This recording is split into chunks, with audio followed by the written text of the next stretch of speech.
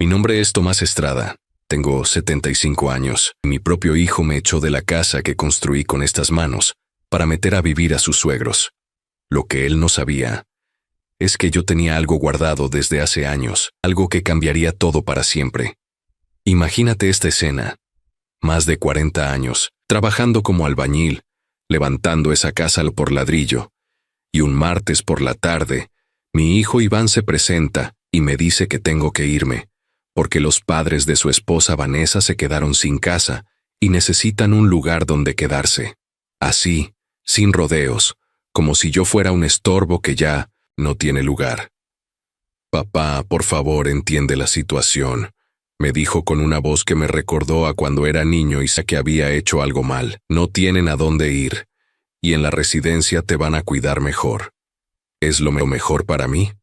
Esa frase me dolió más que todos los años que pasé con dolores en la espalda por cargar costales de cemento, que los días en que no comía con tal de pagar sus estudios. Lo decía con tanta naturalidad, como si me estuviera haciendo un favor. Pero ahí es donde comienza lo interesante. Iván no sabía que yo tenía algo guardado. Nunca le hablé de los terrenos que compré hace 20 años en las afueras de San Miguel de Allende, justo donde ahora van a construir la nueva autopista. Terrenos que por años no valían nada, pero que hoy son buscados por las empresas más grandes del país. Tampoco le mencioné la cuenta que abrí cuando me jubilé, en 1900, un banco del centro, donde fui ahorrando poco cada peso extra. Un ahorro que no toqué nunca, ni siquiera cuando falleció mi esposa Luisa, porque yo pensaba dejarle todo a Iván en vida, como un legado, como una muestra de que todo lo que había trabajado había valido la pena, mientras él me hablaba de mudanzas, de camas especiales y enfermeras. Yo lo observaba en silencio, pensando, hijo, no tienes la menor idea de lo que acabas de hacer. Esa noche, mientras metía mi ropa en una maleta en el mismo cuarto donde crié a mi hijo y donde velé a su madre, tomé una decisión. No iba a dejarme humillar. No iba a entregarlo todo sin decir nada, y mucho menos iba a aceptar que me sacaran de mi casa como si fuera un mueble viejo. A la mañana siguiente, cuando Iván vino por mí para llevarme a la residencia, yo ya había hecho 3 llamadas muy importantes. Llamadas que él jamás pensó que yo sería capaz de hacer. Llamadas que iban a darle un giro completo a esta historia. Porque una cosa es hacerle daño a alguien sin saber, y otra muy distinta es hacerlo sabiendo exactamente lo que estás haciendo. Para entender por qué llegamos hasta este punto, necesito contarte cómo empezó todo. Porque yo no siempre fui ese viejo al que quieren mandar a una residencia. No, yo fui un hombre con sueños, con metas, con una familia a la que amé con todo mi corazón. Llegué a San Miguel de Allende hace más de 50 años, con mi esposa Luisa, recién casados, sin un solo peso en el 1900 en bolsillo, pero con todas las ganas del mundo de salir adelante. Yo conseguí trabajo como ayudante de albañil en una obra que quedaba lejos de donde vivíamos. Caminaba más de media hora todos los días para llegar, pero no me importaba. Sabía que ese era el comienzo de algo grande. Luisa lavaba ropa ajena para ayudarme con los gastos. Y aunque a veces apenas nos alcanzaba para comer, nunca nos faltó cariño. Cada moneda que ganábamos tenía un destino. Primero fue para pagar el alquiler de una pequeña casa vieja. Luego, cuando por fin reunimos un poco, compramos un terreno baldío, lleno de piedras, pero era nuestro. Y con eso bastaba para soñar. Cuando nació Iván, ya había empezado a levantar las primeras paredes. Luisa me traía café mientras yo mezclaba cemento hasta la noche. Me miraba y me decía, nuestro hijo va a crecer aquí, en una casa firme, hecha con amor. Y tenía razón, puse todo de mí. Trabajaba en la obra desde las 6 de la mañana hasta las 4 de la tarde, y después venía directo a seguir construyendo. Fin de semana tras fin de semana, sin descanso, sin quejas. Cada enchufe, cada baldosa, cada tubo del baño, lo puse yo con estas manos. Y no porque quisiera ahorrarme el trabajo de otros. Lo hacía porque quería dejarle algo a mi familia, algo digno, algo de lo que pudieran sentirse orgullosos. Iván creció viendo ese esfuerzo. De niño me pasaba las herramientas y me preguntaba todo. ¿Cuándo va a estar lista la casa, papá? Y yo le decía, cuando seas grande, esta casa será tuya, hijo. Lo cargaba en los hombros y le mostraba lo que íbamos levantando juntos. Yo soñaba con darle una vida mejor, y para eso trabajaba. Cuando cumplió 12 años, ya teníamos la casa terminada.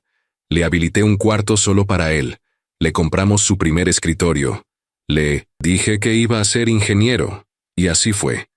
Le pagué la carrera completa. Mientras yo seguía trabajando con sol bajo la espalda y polvo en la cara, él estudiaba en la universidad. Recuerdo que cuando se graduó, hice una fiesta aquí en la casa. Invité a vecinos, compañeros de trabajo, a toda la familia. Estaba tan orgulloso. Este muchacho es ingeniero gracias al sudor de su padre, les decía, y lo creía de verdad. Pero luego, todo cambió.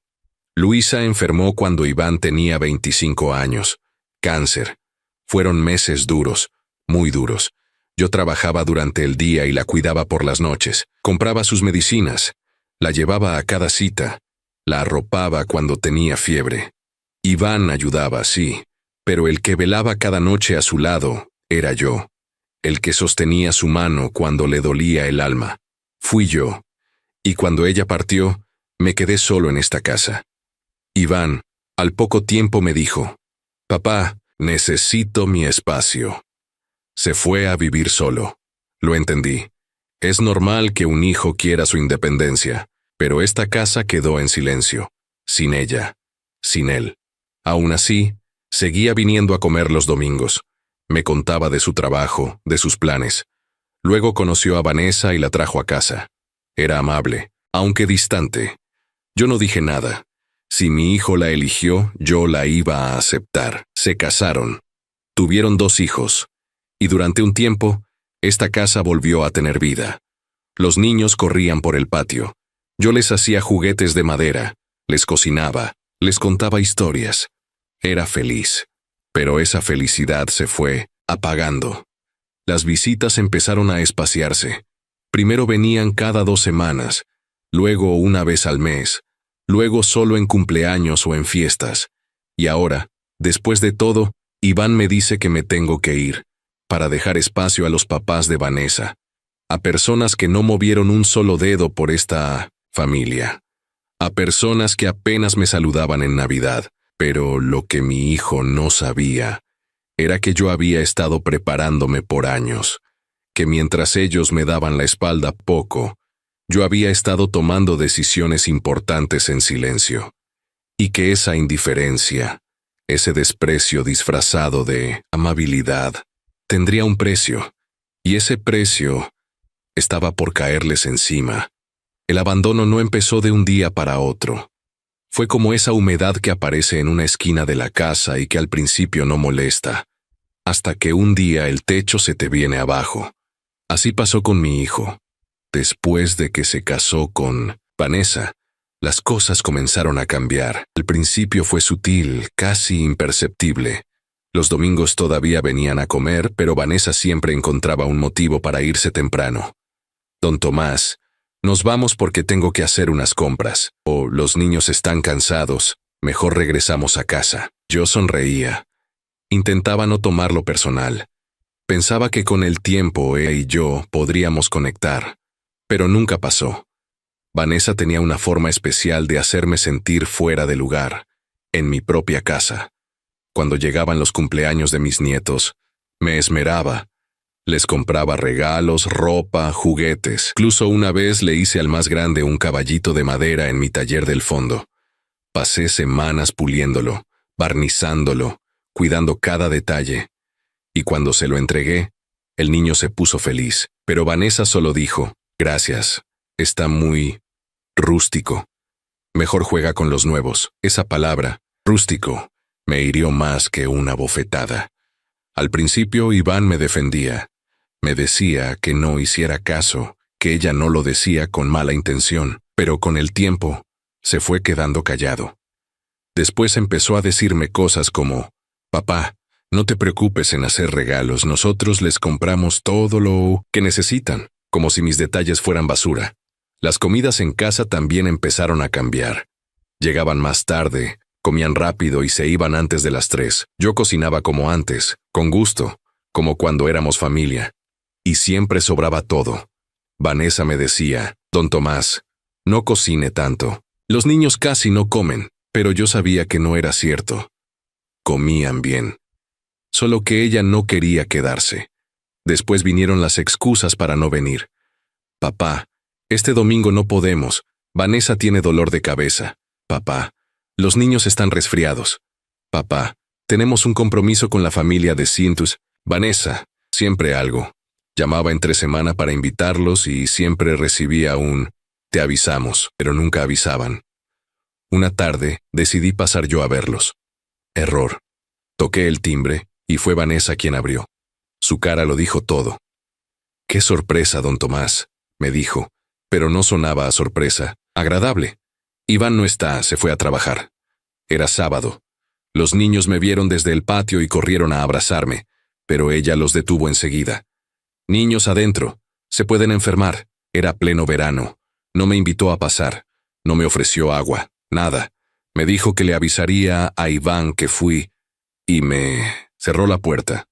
Volví caminando hasta la parada del camión sintiéndome como un desconocido. O peor, como un intruso. Y lo más triste fue que Iván nunca me llamó para preguntar por qué había ido. Nunca me pidió disculpas por la actitud de su esposa. Solo hizo como si nada. Navidades. Se volvieron un trámite. Venían una hora, los niños abrían regalos, comían algo y se iban. «Vamos a cenar con la familia de Vanessa», me decían. Nunca me invitaron, nunca me integraron. Yo pasaba las fiestas solo, sentado viendo las fotos de otros años, de cuando aún sentía que tenía una familia. Cuando cumplí 72 años, preparé una torta, compré refrescos, decoré la casa. Limpié cada rincón esperando que vinieran. A las 8 de la noche me llamó Iván. «Papá, feliz cumpleaños. Perdón por no ir. Tuvimos un imprevisto». Ni siquiera explicó qué fue. Ese día cené solo, con el pastel intacto. Me pregunté muchas veces qué hice mal como padre. ¿En qué momento perdí a mi hijo? ¿Cómo fue que pasé de ser su ejemplo a convertirme en una carga? Y ahora, 3 años después, el mismo hijo que no tenía tiempo para visitarme, era el que me pedía que me fuera de mi propia casa, para poner a vivir ahí a los papás de su esposa. Personas que apenas me dirigían la palabra, pero lo que ellos no sabían era que yo tenía cosas guardadas, no por rencor, sino por previsión, cosas que ahora se convertirían en mi defensa, y si era necesario, en mi venganza. Vanessa y sus padres no fueron el problema real, ellos solo aprovecharon lo que Iván les permitió. El verdadero golpe vino cuando me di cuenta de que mi hijo ya había tomado la decisión desde hacía tiempo, y que lo único que necesitaba era que yo aceptara sin poner resistencia. Después de aquel martes en el que me dijo que tenía que irme, empezó a venir todos los días. De pronto parecía el hijo perfecto. «Papá, ¿quieres un café? ¿Te duele algo? ¿Estás cómodo aquí en la sala?» Vanessa también cambió de tono. Me traía pan dulce, me preguntaba si necesitaba algo de la tienda. Los niños me hacían dibujos, todo era una actuación. Querían que yo me sintiera querido, que creyera que estaban preocupados por mí, pero no era por cariño. Era para convencerme de que debía irme tranquilo, sin hacer lío, como si fuera una transición natural, como si fuera por mi bien. Un jueves por la tarde, Iván se quedó un rato más, después de que todos se habían ido. Se sentó justo en la silla donde solía sentarse Luisa a tomar café conmigo. La misma silla donde ella me dijo por última vez que me cuidara. Ahí, con cara seria, me habló. «Papá, sé que esto es difícil, pero creemos que es lo mejor para ti.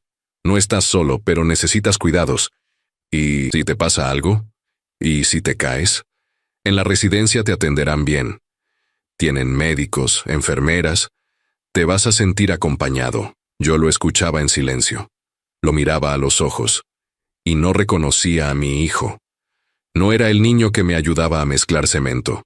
No era el joven que se emocionó cuando se recibió de ingeniero. Era un adulto frío que solo pensaba en solucionar un problema, y el problema era yo.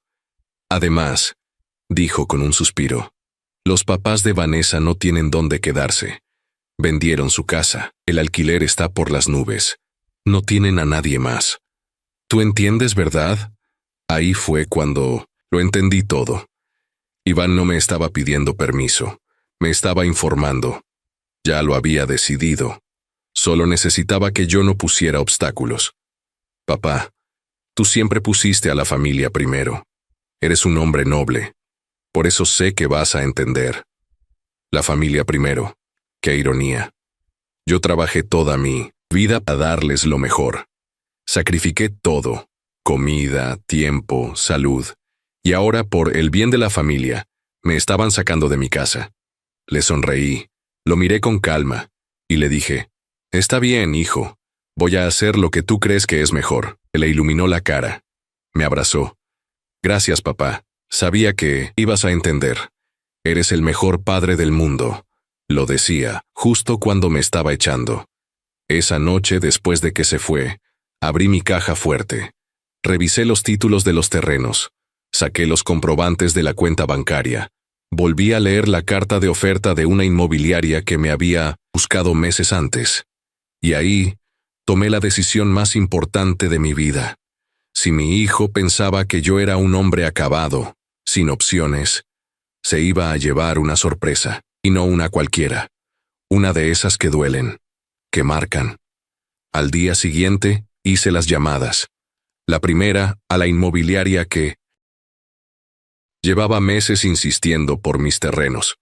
Les dije que aceptaba su oferta, pero con una condición. La operación debía cerrarse en una semana. Se sorprendieron. Dijeron que era muy poco tiempo, pero yo fui claro. O es ahora, o vendo con la competencia. 2 horas después me confirmaron que sí, que cerraban en 5 días. La segunda llamada fue al banco. Les pedí transferir todo el dinero de mis ahorros a una cuenta nueva, con otro beneficiario. Me ofrecieron mejores tasas, inversiones, seguros. Les dije que no. Solo hagan la transferencia. No quiero consejos. Y la tercera llamada fue a un abogado. Un tipo que conocí años atrás en una obra grande, serio, reservado. Le conté toda la historia, sin omitir nada. Al terminar me dijo, Don Tomás, su hijo no puede obligarlo a salir de su casa. Usted es el propietario legal. Lo sé, le respondí. Pero no quiero pelear en tribunales. Quiero hacer otra cosa. Quiero que esto le quede grabado para siempre. El abogado entendió al instante. Me ayudó a preparar todo. Escrituras, transferencias, fideicomisos, donaciones. En silencio, sin que nadie sospechara. Mientras Iván seguía viniendo con sonrisas falsas y regalos inútiles, yo armaba la jugada final.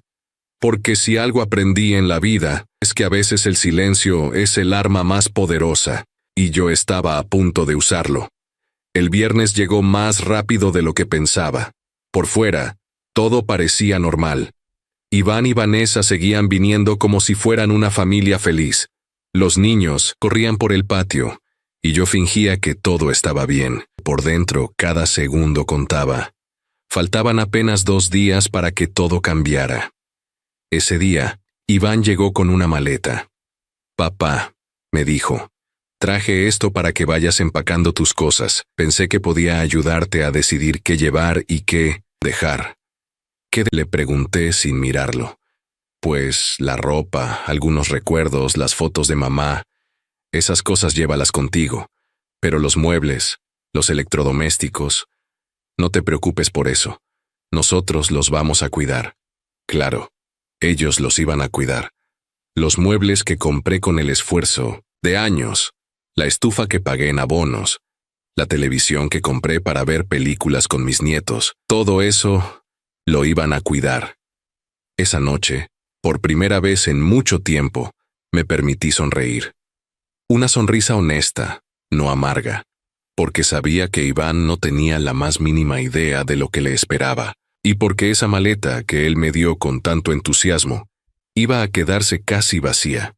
El sábado por la mañana fue el día clave. Me levanté temprano, no por nervios, sino porque tenía todo programado. A las 7 de la mañana llamé al abogado. «Doctor, hoy se ejecuta todo». Él solo respondió: «Está todo listo, don Tomás. Los papeles se enviarán por mensajería a su casa en 1 hora.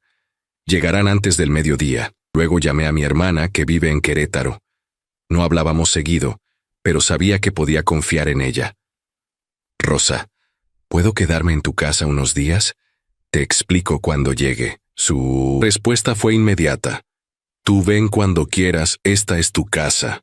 A las 8:30 tocaron el timbre.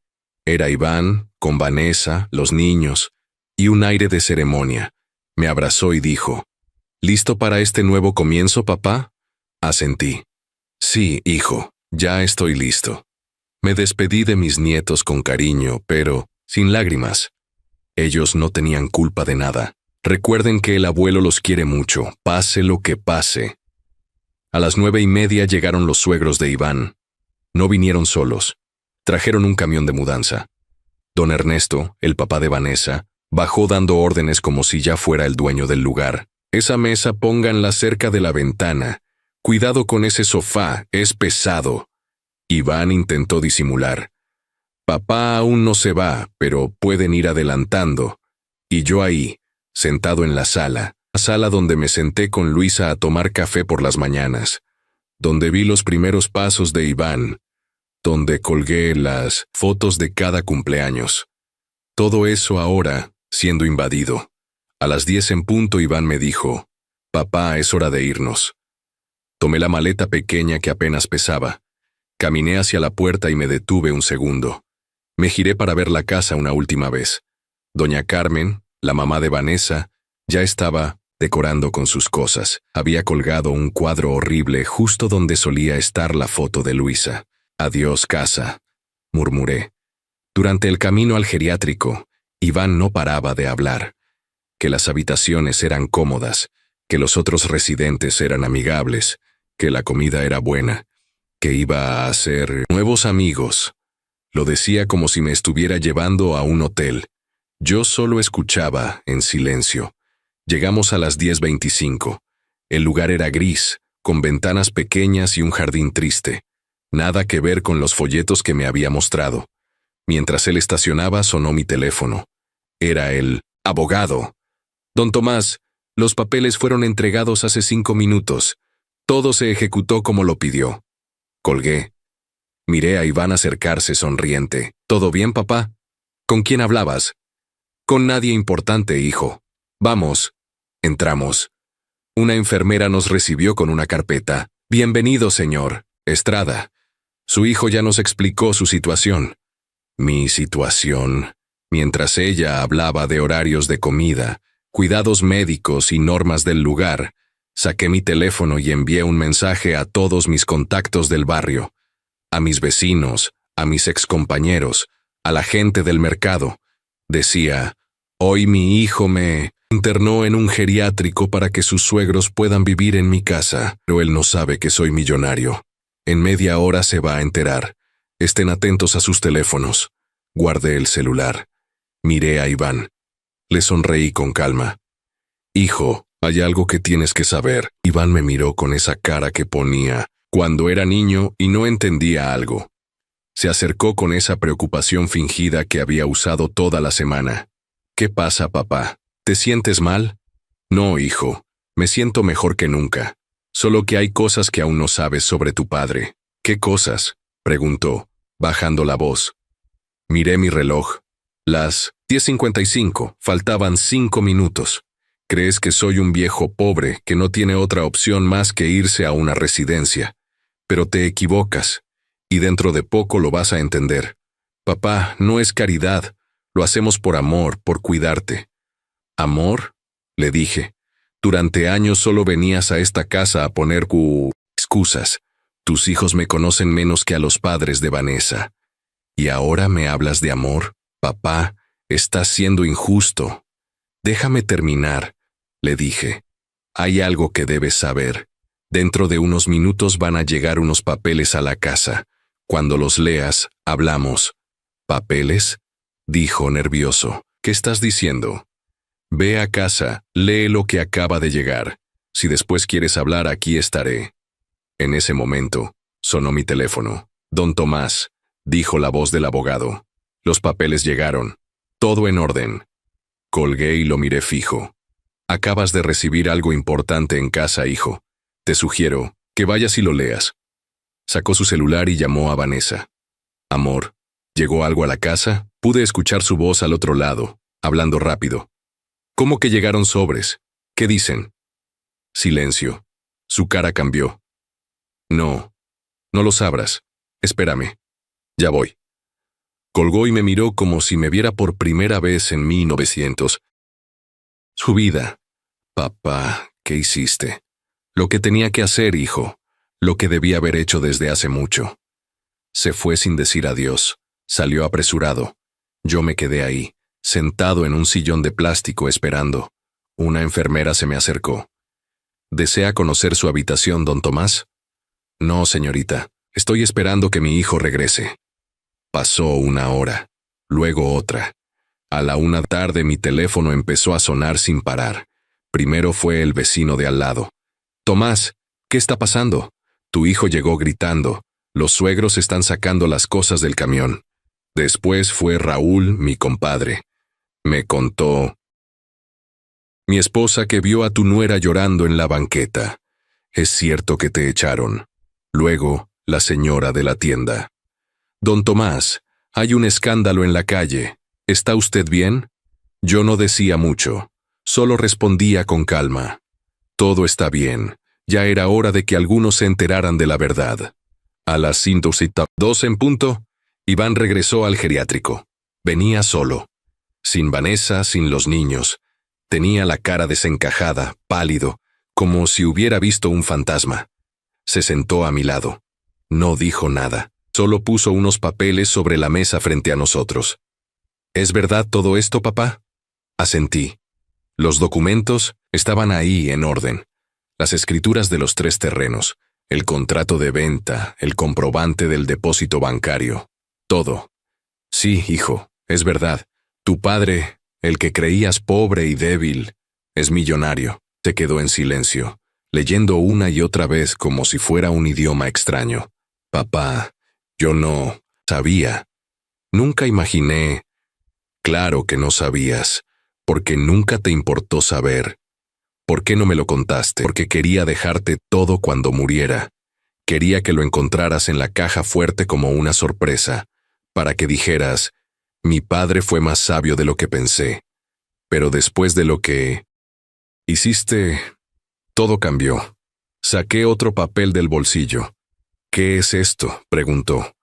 Una donación firmada ante el abogado. El 70% de mi fortuna irá a comedores, asilos y refugios. Gente que realmente lo necesita. El otro 30% irá a tus hijos. Pero con una condición, solo podrán tocarlo cuando cumplan 25 años y si me visitan al menos una vez al mes hasta el día en que muera. Iván se tapó el rostro con las manos. ¿Y yo?, murmuró. Para mí, ¿qué queda? Para ti queda lo que elegiste que quedara. El orgullo de haber sacado a tu padre de su casa. La tranquilidad de haber hecho lo correcto, según tú. Papá, puedo arreglar esto, puedo sacar a los suegros. Podemos volver a estar bien. No, hijo, no se trata solo de arreglar. Esto no se olvida, porque ya vi quién eres realmente. No es al niño que crié al que estoy viendo. Es a un hombre que dejó de valorar a su padre. Iván rompió en llanto. Lloraba como cuando se raspaba de niño, pero ahora ya no era un niño. Papá, perdóname. No sabía. No, hijo. El problema no es que no supieras que tenía dinero. El problema es que no supiste que también tenía sentimientos. Después de aquella conversación en el geriátrico, no volví a ver a Iván durante 3 meses. Ni una visita. Solo llamadas perdidas que no contesté. Pero los vecinos me mantenían al tanto de todo lo que pasaba en mi antigua casa. Me fui a vivir con mi hermana Rosa, en Querétaro. Ella me recibió con los brazos abiertos. Hermano, aquí no te va a faltar nada, me dijo mientras me preparaba un café caliente. Por primera vez en años, me sentí en paz. Desayunábamos juntos, hablábamos de todo, y me di cuenta de que la familia no siempre es la que lleva tu sangre, sino la que te cuida cuando lo necesitas. Con parte del dinero de la venta de los terrenos, compré un departamento pequeño pero cómodo. Tiene vista a un parque, donde todas las mañanas salgo a caminar. Por primera vez en décadas, me despierto sin prisas, sin dolor en la espalda, y con una tranquilidad que no había sentido en mucho tiempo. Empecé a hacer cosas que nunca antes había hecho. Me inscribí en un taller de carpintería para adultos mayores. Allí conocí a don Ernesto, un hombre que había trabajado toda su vida en el ferrocarril y que, como yo, fue ignorado por su propia familia. Tomás, me dijo un día, a veces el mejor castigo para quienes no nos valoran es demostrar que somos más felices sin ellos. Tenía razón. También me ofrecí como voluntario en un comedor infantil. Ahí encontré algo que me devolvió la alegría. Niños que me saludaban como si fuera su abuelo. Los escuchaba, les servía comida, les contaba historias. Ellos me daban una atención sincera, sin intereses de por medio. Una tarde, una de las voluntarias me dijo, «Don Tomás, usted tiene un brillo especial. Los niños lo adoran». Y pensé, qué ironía. Gente que no me conocía de nada me trataba mejor que mi propio hijo. Mientras tanto, me enteraba de todo lo que ocurría con Iván y Vanessa. Los suegros apenas duraron 2 semanas en mi casa. Vanessa y su mamá se la pasaban discutiendo por todo. La comida, los horarios, hasta por la decoración. La situación se volvió insostenible y terminaron alquilando un departamento pequeño con el dinero que les... Y para empeorar las cosas, Iván se quedó sin mi apoyo económico. Ese geriátrico que él creía que iba a pagar con mi pensión, terminó saliendo todo de su bolsillo. El barrio hablaba. Todos sabían lo que había pasado. Y no faltaron las discusiones entre él y Vanessa, quien lo culpaba de haber perdido una fortuna, por no llevarse bien conmigo. «Si hubieras sabido lo que tu padre tenía, esto no estaría pasando», gritaba ella en plena calle, según me contaron los vecinos. Un día, mientras trabajaba en el comedor, conocí a Esperanza, una viuda de 65 años que también ayudaba ahí. Era una mujer dulce, con una sonrisa tranquila y una paciencia enorme con los niños. Un día, mientras repartíamos los platos, me dijo, «Usted debió ser un gran padre, don Tomás». Eso creía yo. Le respondí, «Pero mi hijo no opina lo mismo». Ella me miró con ternura. «Los hijos también se equivocan, pero eso no borra lo que usted fue como padre». Empezamos a tomar café después del voluntariado. Me contaba de sus hijos, de cómo la visitaban cada semana. Yo le conté mi historia, y me escuchó sin juzgarme. Una tarde me preguntó, «¿No extrañas a tu hijo?» Me quedé pensando y le respondí, «Extraño al hijo que alguna vez tuve, no al hombre que me echó de mi casa». Con el tiempo, Esperanza se volvió alguien muy importante para mí. Y comprendí algo. Nunca es tarde para encontrar a alguien que te valore. Pasó un año desde aquel día. Un año desde que Iván se dio cuenta de que su padre no era el viejo pobre que imaginaba. ¿Y sabes qué te digo? Fue el mejor año de mi vida. Hace 3 meses, Esperanza y yo nos casamos en una ceremonia pequeña. Mis nuevos amigos del taller y los niños del comedor fueron los invitados. Nada ostentoso, pero lleno de cariño. El comedor ahora lleva mi nombre en una placa. Rincón de don Tomás Estrada. Con parte de mi fortuna, financiamos las comidas de más de 200 niños durante todo el año. Cada vez que voy, me reciben con abrazos. A veces siento que esos niños son más nietos míos que los que llevan mi sangre. Hace poco recibí una carta de mis nietos. La escribieron ellos solos. «Abuelos, queremos verte». Al final, un dibujo de los 3 juntos, hecho por el más pequeño. Eso sí me llegó al corazón. Les respondí con calma, explicando que podían visitarme cuando quisieran. Tal vez ahí empiece una nueva historia, una donde ellos aprendan lo que es la familia de verdad. ¿Sabes qué aprendí en todo este tiempo? Que la dignidad no tiene precio, que nadie, ni siquiera tu propio hijo, tiene derecho a tratarte como si no valieras nada, y que, si lo hacen, uno siempre puede elegir levantarse y seguir adelante. A veces, perder a una familia es ganar una vida. Y ahora te pregunto a ti, que me escuchas, ¿aguantarías el desprecio solo por ser familia? ¿O elegirías ser feliz aunque signifique empezar de nuevo?